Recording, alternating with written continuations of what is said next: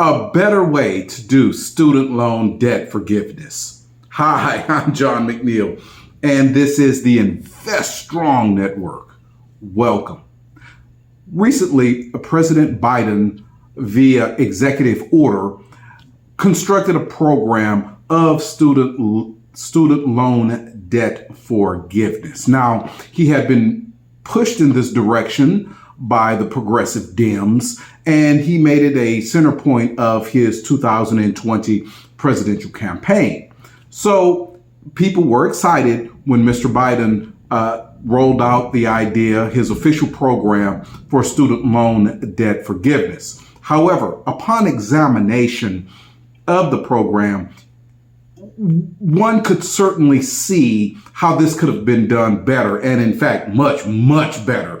And in this video, I'm going to do a deep dive into it and how I believe this thing could have been done far, far better. Now, all Invest Strong viewers know that I've touched on this subject previously, right? And to me, it seems as if a very effective program could be put together, a program that could forge bipartisan support and really, really impact the whole student loan debt crisis that many students are facing in their daily lives. So let's do a quick review, and then I'll toss out my opinions or my analysis on how this could have been done better. All right. So this is what President Biden basically put into motion. The federal government would forgive up to $10,000 in student loans for federally financed student loans, or up to $20,000 in student loan debt via the Pell Grant program. Now, these forgiveness applications would be contingent upon the student or former student having a net adjusted income for tax years 2020 and 2021 of $125,000 or less for single individuals, or $250,000 for married couples. Now, the total price tag of this program, well, we don't really know, but it is estimated that the total price tag would be in the $250 to $400 billion range. Now, that's big time spending, on a government level. Even for our federal government, that's a lot of money, right? So this program has some support, a lot of support, but also has big time detractors, mostly Republicans, but not exclusively. Well, what is their opposition based on? Well, it goes something like this. Many Republicans just dislike the unilateral way that this was done. Mr. Biden, by executive order, i.e. fiat, basically breathed this particular program into existence, not giving Congress the opportunity to examine it and vote on it. And boy, do they not like that. And I think they have some grounds to be upset with that. Second, some are saying that this kind of government spending will be inflationary. Now, we're already battling wild, rampant inflation at this point. And what they're saying is that this additional $250 to $400 billion just pours fuel on the fire. Now, I kind of disagree with that, because debt forgiveness is not the same as sending out checks to people or income tax refunds like in other stimulus bills. But still, there will be some inflationary impact from this. So that's not to be totally discounted. Also, there is a source of disagreement with it, because people say that, well, this is for student loan debt exclusively. Well, what about the other debt burdens that the American people carry? Well, what about, for example, auto debt or credit card debt, right? Now, few people mention mortgage debt because you're getting a big asset, for that debt with mortgages. But let's stay focused on, say, auto debt or credit card debt. These people aren't getting forgiveness. Why should student loans get forgiveness? Now, personally, I think that's also a pretty weak argument. I think the whole business of student loans take on a very different dimension than other forms of consumer debt, which could be discharged via bankruptcy, whereas student loan debts cannot be. So they're kind of they are in a different category. But anyway, there is that objection. Also, just Republican philosophy, they seem to hate this idea of giving away things to progressively inclined slackers. In their opinion, that this slacker term, I think that's something that they would apply. I'm not saying this. This is what they believe, right? And they believe that, well, this money could be spent better elsewhere and not, like I said, on, progressively inclined slackers. Well, first of all, that's another weak argument, in my opinion. Actually, there are a lot of conservative and Republican students who have debts that would be discharged in this thing also. And I must admit, a lot of very hard-working professional people who would have their student loans discharged in this program. This is not about a giveaway to slackers. So I disagree with them on that particular point.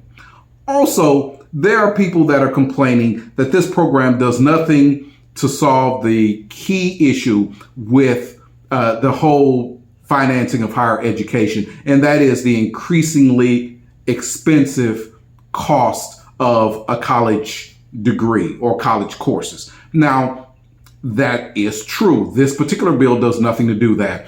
But one wonders, well, what could be done to stop that? Well, on a federal level, in my opinion, the only thing that could really be done to absolutely stop the escalating cost of higher education for the American students out there would be for the federal government to basically take over, in a sense, the higher education business. And yes, it is a business, right? So the federal government would almost have to create, kind of like with the healthcare structure, where back when President Obama and Biden and the Dems in Congress were trying to work out what eventually became the Obamacare plan, and people were saying, well, we needed a public option, right? A public option. So basically, the federal government would have a health insurance program that people who could not afford the private sector programs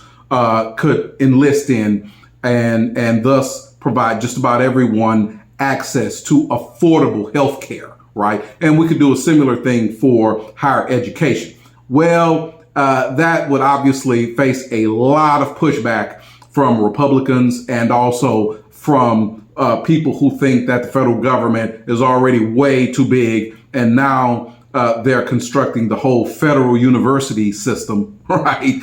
And that would be a tremendous escalation in the cost of federal budgeting. But it would bring down the cost of higher education, because now these colleges and universities would have to compete with a federally funded university system in order to get their tuition and their lab fees and all the other things that they need to keep running. And that would bring down the cost. But we're a long way from that.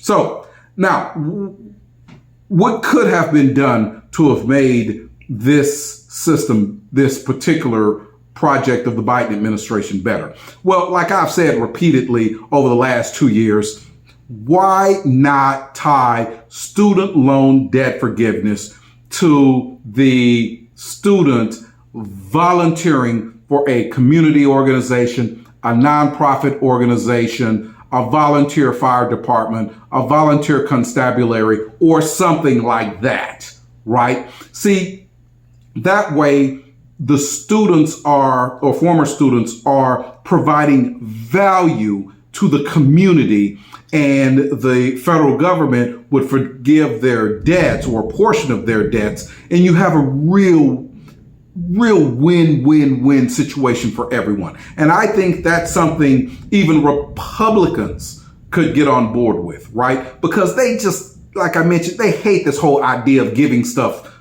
to people for free. They just hate it. But if a student or former student elect to volunteer, say, between 15 and 18 hours a week at a nonprofit organization, right? And that's basically 2 shifts, right? 2 6-hour or 2 8-hour shifts. And the organization benefits, the community benefits, the student obviously benefits as they get their debts discharged. And it's just a win-win. And you could have the Congress pass this thing on a bipartisan basis. So now it's not coming from fiat. I mean, it just could be done. It could have been done like that, right? And these students and former students bring their talents into the nonprofit arena, and that just increases the value of their lives. And for the organization, it allows the organization to just do so much more, right? And it just increases the value to all people. And like I mentioned in a previous vid, the program could actually be expanded, because this 10,000 and 20,000 limit, that's basically only scratching the surface of student loan debt, right? So if you have some kids or some students, former students, who want to volunteer more time, right, and do more for the community, then you can actually begin to increase the amount of debt that is forgiven. And again, it benefits everyone. And then you can expand the program to postgraduate and specialty schools, right? Medical school, law school, things like that. These students who graduate with ginormous debt burdens, if you are in medical school and you elect to take on a certain number of indigent patients, or if you're in law school and you work pro bono for a particular number of people in the community or organizations in the community, the government can forgive a certain amount of your debt. That just seems like a totally graspable program, right? And it would be nice if the Biden administration and the Republicans in Congress could get together, put this program together, float it out there, and just really make the country a better place to be in.